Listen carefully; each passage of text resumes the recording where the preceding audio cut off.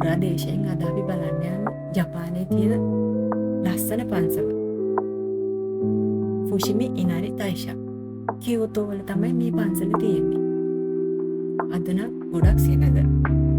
සමහර දාට වැඩි සෙනග නැහැ. හැබැයි සංචාරකයෝ වැඩිපුරම එන කාලේ තමයි මේ මම බලන්න යන්නේ. ඉතින් මේ යන පාර දිගේ ඔයාලට පේනවා ඇති ඉස්සරහින් සෑහෙන සෙනගක් ඉන්න. ඉතින් මේ දෙපැත්තෙම තියෙන අඩ. මේ සංචාරකයන්ට කැමති දේවල් මිලදී ගන්න පුළුවන්. මේ මගේ දකුණු අත පැත්තෙන් තියෙන එකක් විශාල කඩයක්. බලන්න ඔයාලට පේනවා ඇති. අතන මේ පන්සලට ඉරේලිය වැටිලා හරිම ලස්සනයි. අර ඈතින් ඉරේලිය පේන්නේ. ඉරේලිය වැටිලා හරිම ලස්සනට පේනවා. තම දර්ශනයක් නේ.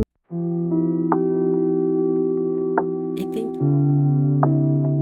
මගේ වම් අත පැත්තෙන් කියලා තියෙනවා අත හොද ගන්න.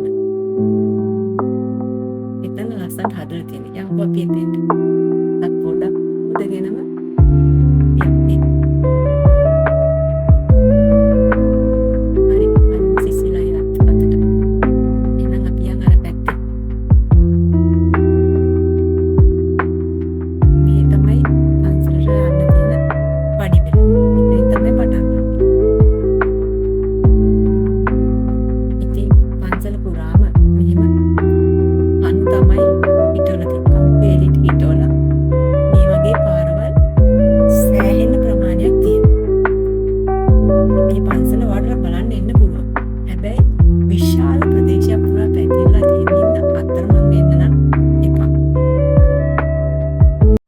අර තියෙන්නේ ඈත මැප් එක. අතර ගානක් මේ පන්සල පැතිරලා තියෙනවා. කියෝතෝ වල තියෙන මේ පන්සලේ සංචාරකයන්ට